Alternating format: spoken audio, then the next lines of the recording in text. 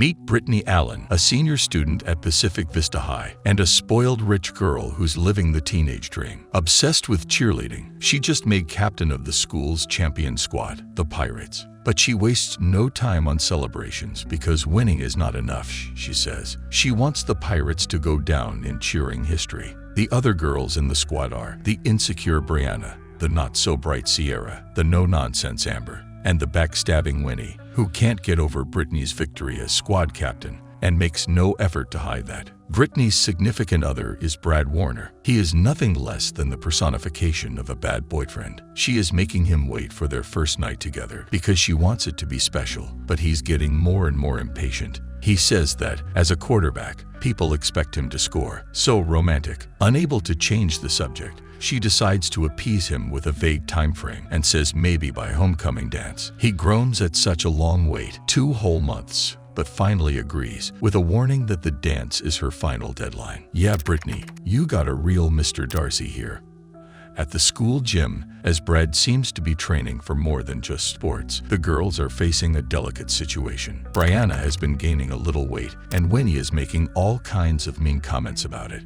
At first, Brittany tells her to back off, but then Winnie appeals to her obsessive and trophy-thirsty self, pointing out that the Pirates never had a fat cheerleader. Maybe that's why they always win. Despite feeling bad about it, Brittany tells the girl she must get in shape or quit the Pirates. Brianna is clearly upset, and Amber thinks that was too harsh. But the worst part is Winnie says that's exactly what she'd have done. That can't be good, right? The incident is quickly forgotten as exciting news hits the radio. They're calling the main cheer squads in the area for a special competition hosted by Rihanna, and the winning squad will get to feature in her new music video. They'll also get brand new equipment for their school, but clearly no one cares about that at Pacific Vista. Getting home, Brittany tells her mom about the audition. Kind of surprised to see her dad home, she starts to explain how awesome it will be when the Pirates win.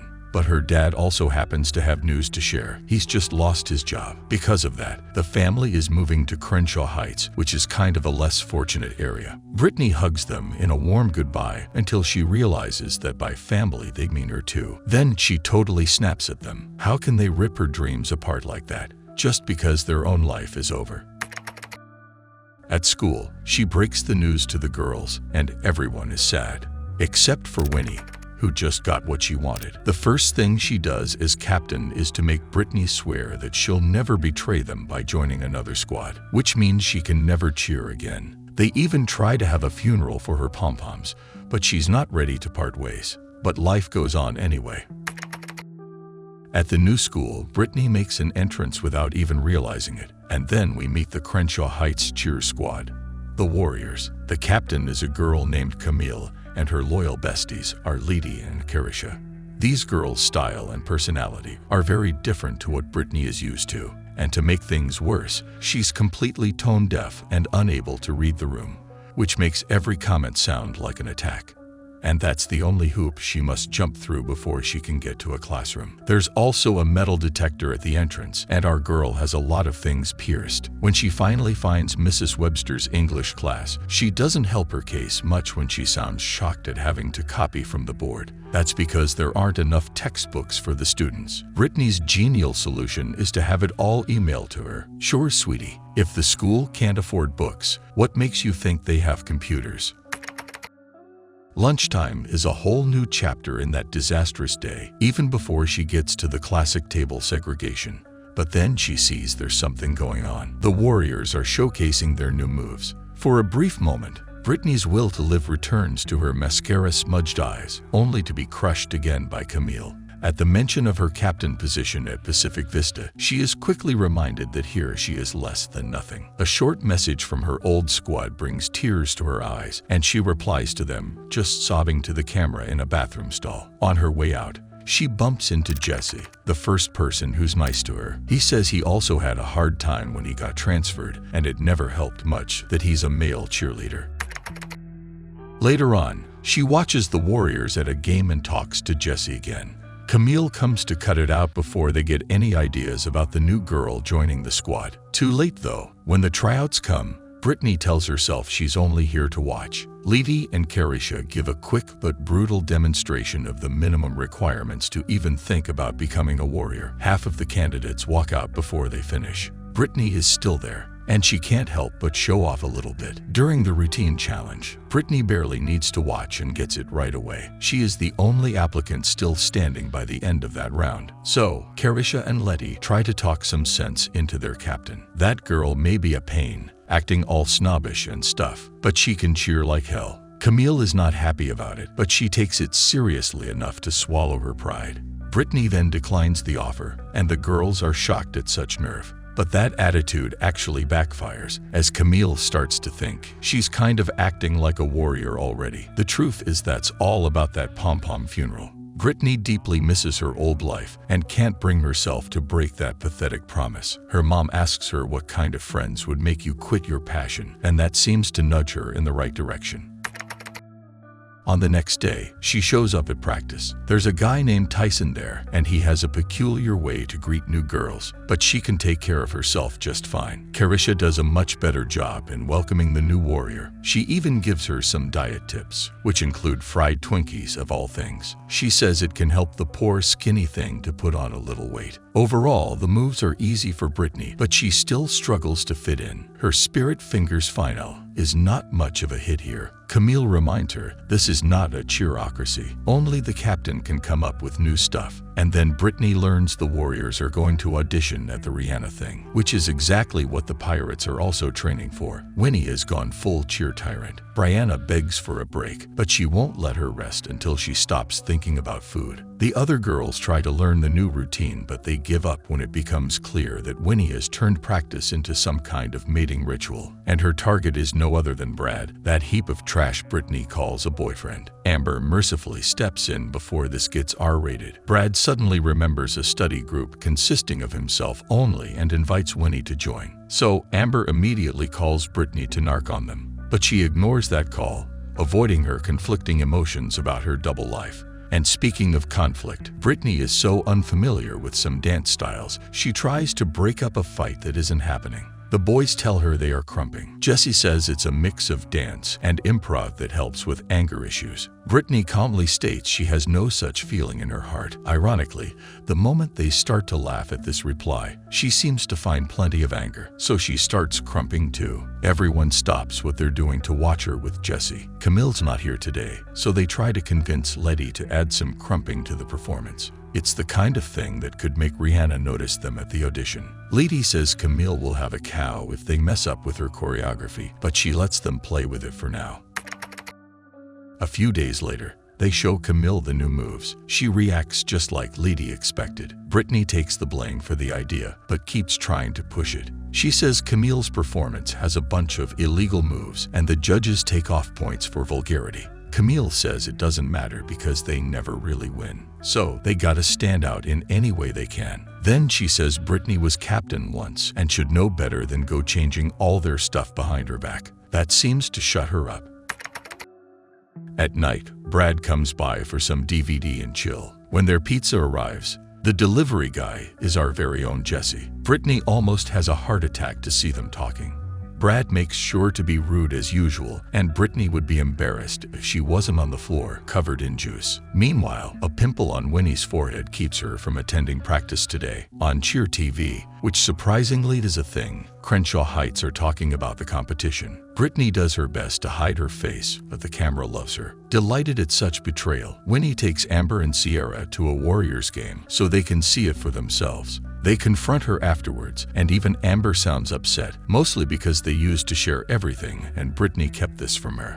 As they leave, Camille says that, as Brittany's enemy, she treats her better than her own friends. And then she watches the warm-up for the Rihanna cheer-off, where the Pirates are boasting their stellar records with dozens of wins. Starting to feel more competitive, Camille gathers the Warriors to announce she has changed her mind. The crumping and the new moves are in. Both teams then dive into intense practice, sometimes even pushing the boundaries of safety, like Winnie's helicopter move.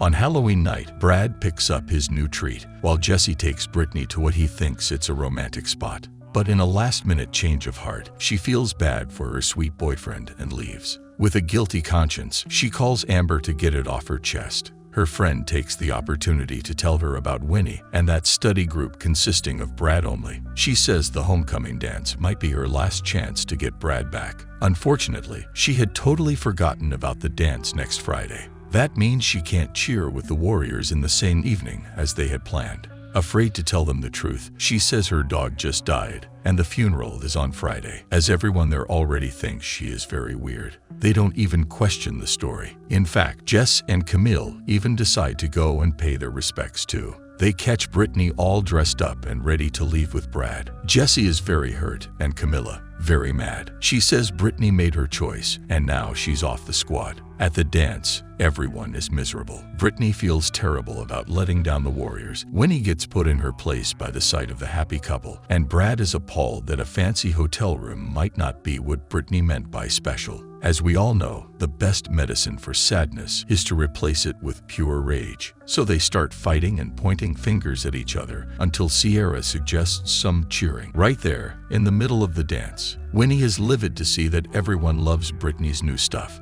The dance-off is cut short by the presenter calling Brad to the stage. Winnie takes that moment to lash out on her rival, saying he only brought her tonight out of pity. Brittany shoves the fancy hotel keycard into her face. Why did he bother to get a room? Was he planning to pity Brittany all night long? Also called to the stage, Winnie doesn't take her crown all that gracefully. She gets to the mic and tells the entire school she has slept with Brad. He tries to explain what happened, but Brittany takes the mic herself. She says Winnie is right about Brittany being a pirate again. She doesn't have what it takes. She leaves the dance under applause, while Amber has her own version of the spirit fingers to show Winnie.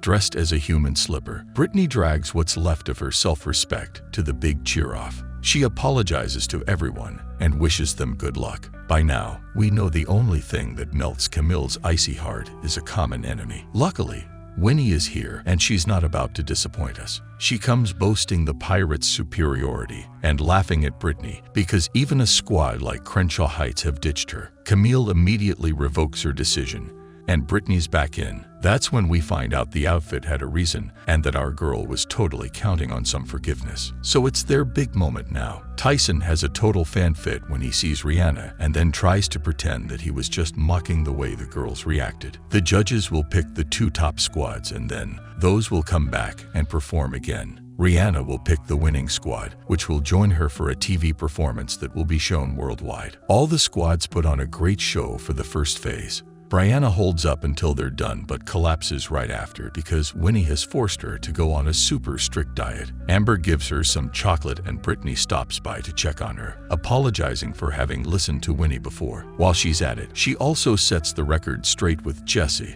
and tells him she's a single lady now. The rest of the squad makes a pathetic attempt to pretend no one is watching the happy couple. Then it's time to present the finalists. It's two irrelevant squads we never heard of. Just kidding. Of course, it's Pirates versus Warriors. The girls take a minute there to snarl at each other and embarrass themselves in front of Rihanna, because why not? Then they go get ready for the final cheer-off. While putting on some very questionable makeup, Winnie announces a few changes to the routine final, including the infamous helicopter. Amber says those moves are against the rules, but Winnie refuses to listen. The judges are gone now, and there are no rules. When they start the performance, Camille sees that these girls are ditching the safety rules to include new stuff. That is sure to impress Rihanna, who knows nothing about such rules. Trying to offset the disadvantage, Brittany has an idea. Instead of waiting for their turn, the Warriors simply invade the stage and start to mirror all the moves, proving they can also do all that. Now, no matter what the Pirates might try, it's gonna work in their favor as well. Then they just crump the Pirates out of the floor, finishing the performance with a few forbidden moves of their own. Winnie goes directly to Rihanna with a Karen attitude. She complains that her work was ruined by gang violence and says the Warriors should be disqualified or arrested. Lashing out on her own squad, she brings about a cheer mutiny. Amber calls for a replacement vote, and even the audience joins in to dethrone Winnie. Hell, even Rihanna does. The Warriors are announced as the winning squad, and Amber is the Pirates' new captain now. So they all celebrate together as Brittany introduces her old friends to the new ones. And this is the end. This was a recap of the 2006 movie Bring It On. All or Nothing by Beacon Pictures, starring Hayden Panettiere and Solange Knowles. So, which squad is more like your style, Warriors or Pirates? And what about those fried Twinkies? Let us know in the comments below with #CinemaRecap. Until next time.